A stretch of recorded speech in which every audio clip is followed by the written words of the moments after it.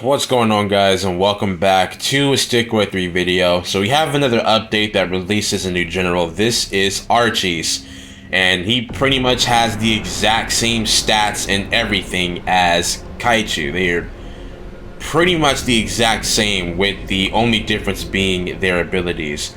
So to showcase this, I have played a game with someone, and it was actually supposed to be a live commentary, but me being the extremely lucky person I am, surprise, surprise, the stupid recording software crashed in the middle of the recording and corrupted the file. So that's great. Spent a lot of time making that video only to find out I can't even do anything with it. So what we will be doing is we will be post-commentating this game where I just pretty much got obliterated throughout the entire damn thing. But yeah, here we go.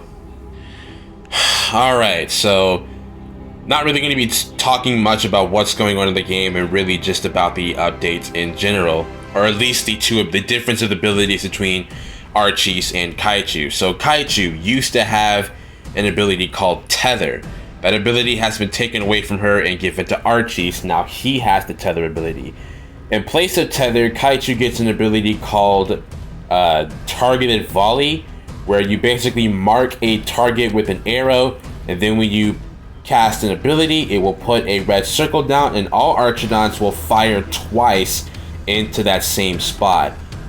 And the second one, which both Archis and Kaichu have, is called Dodge. They allow the generals to be able to dodge shots, or at least as far as I know, only Kaichu and Archie. I don't know if any of the melee generals do this, but they will basically do a short dash and they can dodge attacks, but it can also be used as a forward kiting tool to chase down opponents faster. So yeah, this whole game, I was down and I played like complete trash. I'm not good on the right side. When I'm on the right side, I play like twice as bad as compared to me being on the left side, which I am far more used to. So have the archers here. He was able to force my first one away, and I'm able to force his second one, no, first one away. This is his first archer, didn't even make the next archer. He's immediately going for Archis, and you can see I am doing the exact same thing. The only other difference between our decks being he has Merrick's, Tesla Coil, and Spiros. I have Hustle, Kaichu, and Thera, and if I'm being honest, Thera wasn't much of a help. Now, I made the mistake of bringing Thera instead of actual Merrick's, but I haven't tested Thera in a competitive game setting, and I wanted to see how she could perform without the assistance of other Merrick's, and again, if I'm being honest, it's not that good. So here we go, we both have Archis, and right here, we both go for the Tether ability, and we tether each other, so both of us are essentially trapped.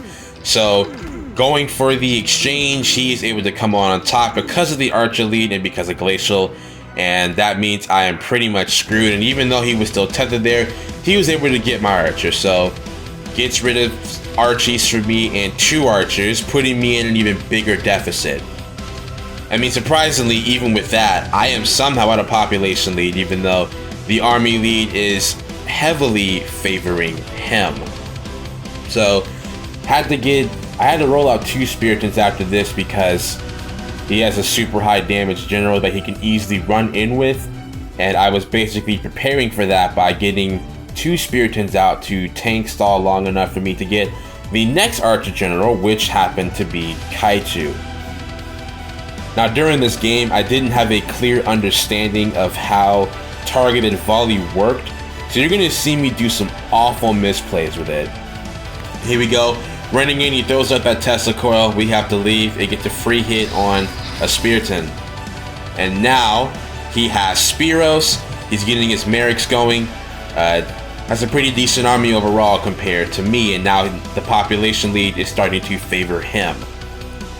Now comparing armies, not really much going on for me. I'm just now trying to re-establish my archer count. Meanwhile, he has 4, and he has Spiros, which is a massive threat. And upon seeing Spiros, I thought, okay, well, maybe I can use Archis to tether trap him. And let me tell you, it is a lot harder than it seems trying to tether a crucial unit. It is not easy, at least in my instance. So here we go, he activates Ice Path and I activate Tether, and I do manage to tether him there, but the tether was not able to stop him from picking off an archer there. He was still able to kind of just run in and pick that off. The only thing I was able to do was prevent him from deep freezing my archer stack, and with the Merrick assist, all the Archis and Spearows, he decimates my 2 Spiritons. They are gone. Now, what I find strange is, even though Archis is a male, he still makes the female pain sounds. And I'm pretty sure it's because the devs just didn't have time to change that.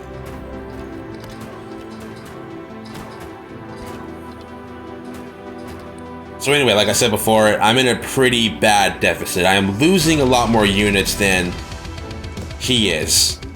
Like, this army isn't even that big, but he was able to pretty much destroy everything I had.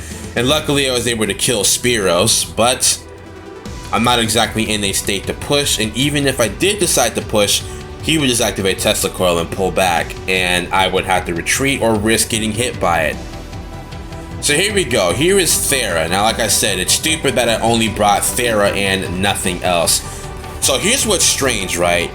Look at this. Targeted volley went for Spearows, and I think it's because Spearows was the last target that Kaiju hit and nothing else.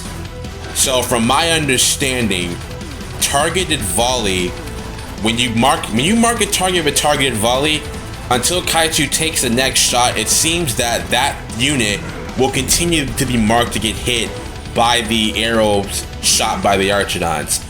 So my targeted volley got completely wasted there because it was set to target a dead general. And I find it insane that targeted volley works like that, because you can mark a target and have a chance to kill it even if it's across the map. You can take it out by marking it with Kaiju and then activating targeted volley on them. I'm pretty sure it's gonna get a rework eventually to where you kind of can't just activate it like a heat-seeking missile target. I hope that'll be the case, because that would be very unfortunate. You have an Archidon get marked in your base. Like, say you're behind, you have an Archidon stack at the base, you're waiting for your next Spiriton, but say Kaiju marks that archer with an arrow, then activates targeted volley, and say their archer stack fires off all those arrows twice, and next thing you know, you've lost like all your Archidons, because out of nowhere, this huge hailstorm of arrows came rushing in and kind of just destroyed everything you had. So here we go, I throw on the healing ward, and I activate Flight of the Foretold here so I can prevent my weak spears from dying. And I activated it way too early because the only thing it did was like save one archer from dying, and then when the cooldown starts, that's when all my Spiritons died. And I was occupied with Kaiju trying to kill Spearows, and he tethered me with Archis, meaning Kaiju is trapped and done for. And that's going to be another retreat for me, another severe loss of units. Alright, so I think you're beginning to see that this is a rinse and repeat of me attacking, not able to commit to an attack because of activating Tesla Coil, then him attacking and decimating my units, and like I said, just a rinse and repeat of falling victim to this crap every time. Now, like I said, if I had a better understanding of how targeted volley worked in this game, I could have got a huge amount of mileage on it, because I could just mark his Spiritons and then use targeted volley, and from my base all the way back here, my Archidons would have took 2 volleys of shots and they would have like struck all of these units unless he chose to retreat. But like I said, I didn't know it worked like that, so I didn't use it to the fullest of my potential, basically. So as you can see, massive Spiriton count. It's going to push with this, and my Spiriton count does not match his. Now look at this, watch this. I thought that targeted volley worked by me just running forward and casting the ability. Again, does not work like that. Like, watch me go for this here. See, it works right here, but that's because I marked one of his Archidons earlier, and we get a couple of kills there, but I faced the consequence of that action by him using Archis to tether Kaiju and cause her to die once again. Like I said, the running forward thing was a complete misplay on my end, because I've already said it a billion times, I didn't know how targeted volley worked initially. And now we have Spiros back, so we can run in with Spiros and cause even more problems. Now, I think at this point I did manage to use Archis to tether him. No, I didn't, because he falls back.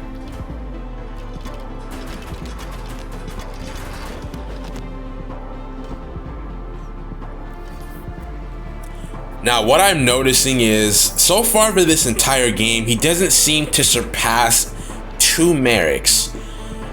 And so, if we compare 2 Merrics to Thera, I would probably still say that the healing effectiveness benefited him a lot more than it did me. Okay, here's a push.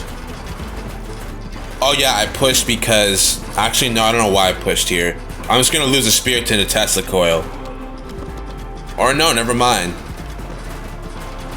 So here we go, he's got Spiros running in, right? And I was barely able to back my Archidons away to prevent them from being deep freezed.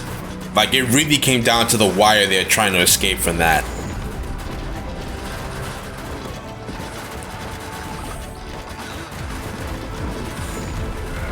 So I activate Flight of the Foretold once again, and it does help in saving one Spiriton, but that Spiriton immediately gets, like, destroyed. It does manage to save that one there. Now, something I feel like that puts Flight of the Foretold at such a disadvantage is it makes Thera fly in the air, and you can't really protect your ground units with that unless you fly directly over an Archer stack from your enemy and hope that the Archidons just target Thera from there. Like, in terms of shielding his units, he has a lot more effectiveness with his Merrics than I do with Thera. And this is free damage that's going to result in a Spiriton loss.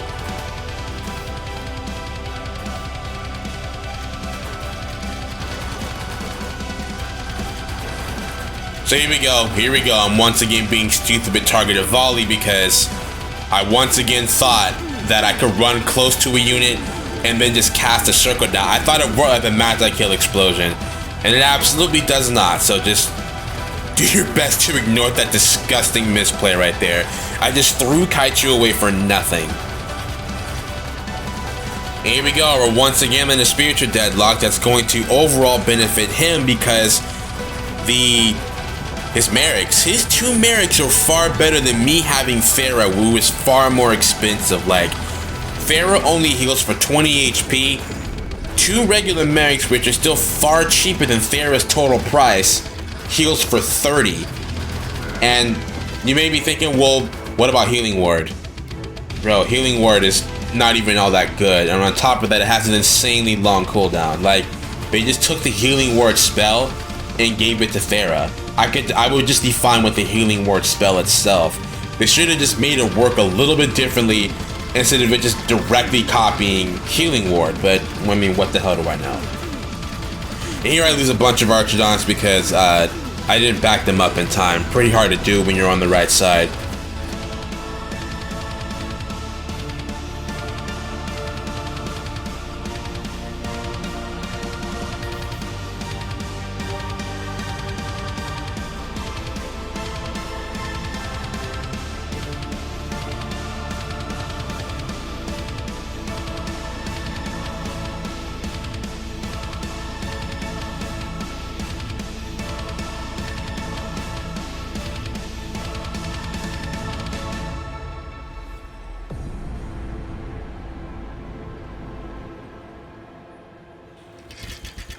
Alright, so here we go. This is pretty much where he loses like a huge number of his Archidons there, and I'm not sure why he chose to turn and push at that exact moment. And right here, I end up killing a whole lot more. And even managed to get Archis, but it still didn't really matter because I have no spears, and he can make all the Spiritons that he wants, even though he seems to be struggling on gold. Like, at this point, the gold mines are running out and all we have are the mana crystal mines.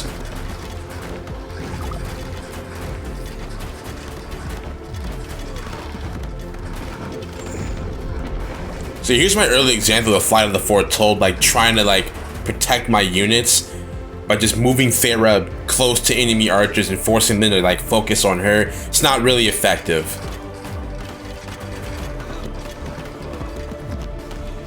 Yeah, right here. Right here I got like all of his archers, but he eventually just out-tanks me with spear-tins.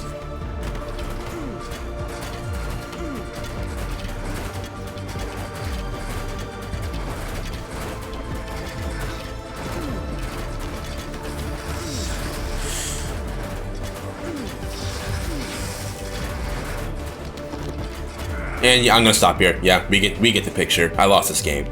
So what I can say about targeted volley, it's definitely better meant to be a backline targeter sort of deal, or if you want to just kite down on retreating units. But if you're in a spiritual deadlock and you try using targeted volley on the enemy frontline spears, it's going to be pretty much wasted because the Archidons are going to be targeting them anyway. But the way it works is if you mark even one target and don't fire another shot and just activate targeted volley, then your Archidons will fire 2 volleys at that marked target.